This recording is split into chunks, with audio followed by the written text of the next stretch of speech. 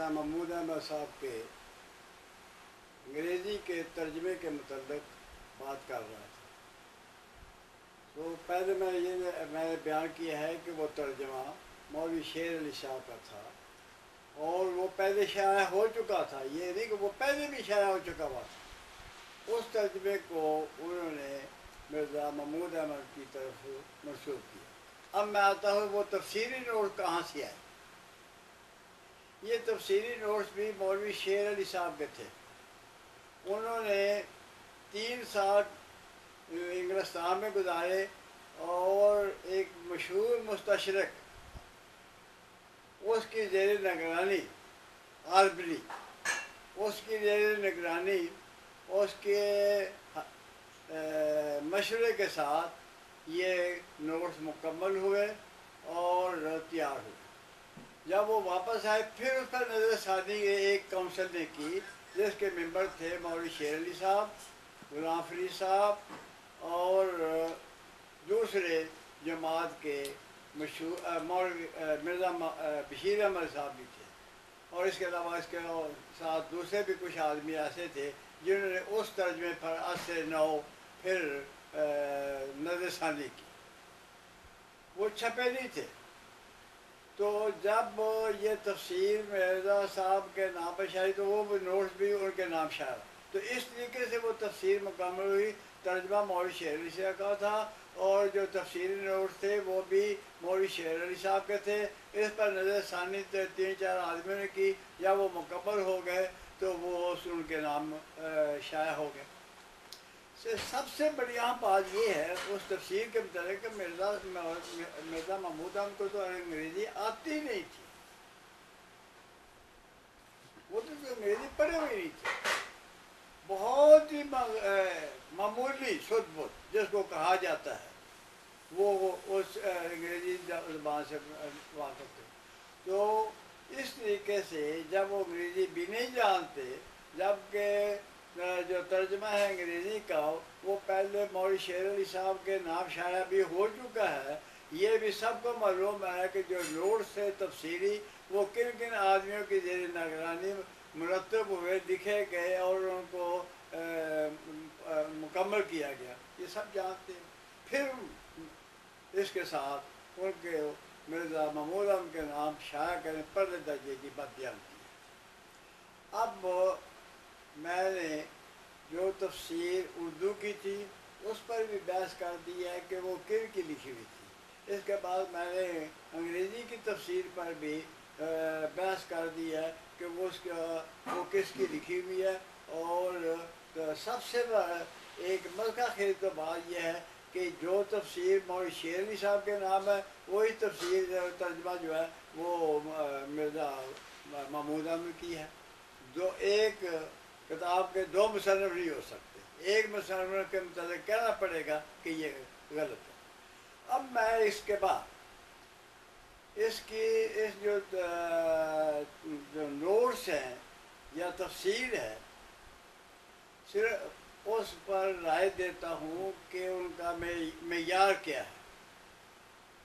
اس کے ساتھ میں یہ بھی بیان کروں گا کہ جو دوسرے مصنف ہے قرآن مجید کے ترجمہ کرنے والے انگریزی، انہوں نے کہاں کہاں ٹھوکریں کھائیں تاکہ یہ معلوم ہو جائے کہ جو قادیانی اسٹیج پر قرآن مجید کا تراجم یا اس کی تفسیر ہوتی ہے اس میں تفسیر میں رائے کتنی ہے، اس میں لحاظ پھر قرآن کتنا ہے.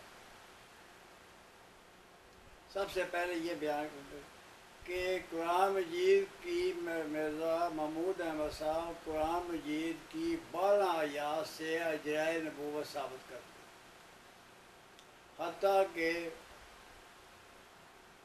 جہاں بھی ان کو موقع ملتا ہے اس قرآن مجید کو اس عید کو مرزا غلام احمد پر جسپاں کر دیتے ہیں. مثلاً اسم محمد کی مشہور پیش گوئی ہے قرآن مجید میں، اس کو بھی احمد کے نام سے مرزا صاحب پر جسپاں کر دیا. حالانکہ تمام مفسرین کا اتفاق ہے کہ اس سے مراد رسول کریم صلی اللہ علیہ وسلم کی ذات ہے.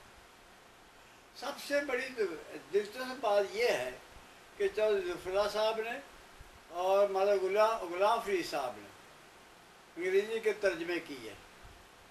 انہوں نے بالآخرت ہم یوقنون جو کہ سورہ بقرہ کی ابتدائی آیات میں سے ایک آیت ہے اس کا ترجمہ کرتے ہیں بالآخرت ہم یوقنون، آخری وحی پر ایمان لائیں گے.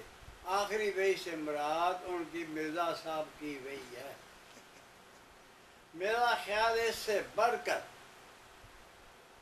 یہ جتنے بھی مفسر ہیں احمدیہ جماعت کے، وہ تمام کے تمام یہی تفسیر کرتے ہیں بالآخرت ہم یوقنون، آخری وحی یعنی مرزا صاحب کی وحی. یعنی قرآن مجید کے میں سے یہ ثابت کرنا چاہتے ہیں کہ ایک آدمی آئے گا اور اس کی وحی پر آپ لوگوں کو ایمان لانا ضروری ہوگا. گویا کہ ان کے نزدیک مرزا صاحب کی جو وحی ہے وہ وحی نبوت ہے، اس پر ایمان لانا ضروری ہے. اس سے بڑھ کر میرا خیال ہے الحاد فی القرآن اور تفسیر پہ رائے نہیں ہو سکتی. اور یہ سمجھ بھی آتی کہ یہ نقطہ کہاں سے حاصل کیا گیا. پھر سب سے لطیف عجیب بات یہ ہے کہ جب اس آیت کے بعد دوسری جگہ بھی آتا ہے بالآخرت ہم یوقنون، وہاں آخرت کے معنی کرتے ہیں. قرآن کے آغاز کے بالآخرت ہم یوقنون سے آخری گئی اور دوسری جگہ آخرت کے معنی آخرت کرتے ہیں. یعنی جب انسان مرے گا تو جو دوسرا جہان ہوگا وہ معنی کرتے ہیں. سو اس طریقے سے جتنی ان کی جتنے بھی احمدیوں کی تفاسیر ہیں وہ تفسیر بالرائے اور الحاد فی القرآن ہے. یہ معیار ہے ان کی تفسیر کا اور ان کے تراجم کا، اور یہ لغت سے ہٹ کر کیے گئے ہیں. ترجمہ جو ہے وہ قرآنی زبان جو عربی ہے اس سے ہٹ کر کیا گیا ہے. دوسرا یہ ہے کہ جو تفسیر کی گئی ہے وہ تفسیر بالرائے ہے، اس کا معیار علماء کے نزدیک قطعاً نہیں ہے. یہ ہو گیا تفسیر قرآن پر تبصرہ مختصر سا، اور جو ترجمہ کیا گیا اردو کا اس پر تبصرہ ہو گیا. دوسرا جو انگریزی کا ترجمہ کیا گیا اس پر تبصرہ ہو گیا. میں نے بتایا ہے کہ ان کی جتنی بھی تفاسیر ہیں وہ تفسیر بالرائے ہیں اور الحاد فی القرآن. اور سب سے بڑی بات یہ ہے کہ جو آخرت کے میں نے آخری وحی کی گئی ہے، دنیا کی کسی لغت میں، دنیا کی کسی تفسیر میں یہ میں نے پائے ہی نہیں جاتا. آخرت کے میں نے آخری وحی کرنا پرلے درجے کی نادانی، پرلے درجے کے زبان سے ناواقفیت کا دلیل کرنا. اب اس کے بعد میں یہ بتاؤں گا کہ میرے نزدیک بڑی دیانتداری سے بات کرنے لگا. میرے نزدیک ایک صدی میں جماعت احمدیہ کے اسٹیج سے سوائے 5 یا 6 کتابوں کے علاوہ کوئی تحقیقی کام ہوا ہی نہیں ہے. میں دیانتداری کے ساتھ وہ 5-6 کتابوں کا بھی ذکر کر دیتا ہوں تاکہ یہ نہ کوئی کہے کہ یہ صرف مخالفت ہی کرتا ہے، کوئی اچھی بات جماعت احمدیہ میں ہے اس کا ذکر تک نہیں کیا. ذکر کرنا چاہیے، اگر کوئی اچھی بات ہے اس کا بھی ذکر کرنا چاہیے. جو جیسا کہ میں نے کہا ہے کہ تفسیر بالرائے کی ہے اس کا بھی میں نے ذکر کیا. اب وہ میں چند کتابوں کا ذکر کرنا چاہتا ہوں جو جماعت احمدیہ کے پلیٹ فارم سے شائع ہوئی. سب سے پہلے ایک کتاب ہے ام الالسن، وہ محمد احمد اظہر نے لائل پوری نے کی ہے. تحقیق کے لحاظ سے نہایت عمدہ کتاب. ہم مانتے ہیں کہ اس نے محنت کی ہے اور اس نے اچھا کام کیا. دوسری کتاب جو کہ تحقیق کے لحاظ سے نہایت ہی عمدہ ہے وہ خواجہ نذیر احمد کی کتاب ہے. حضرت عیسیٰ علیہ السلام کے متعلق انہوں نے یہ ثابت کیا ہے کہ وہ اپنے ملک کو چھوڑ کر کشمیر میں گئے، وہاں مدفون ہیں.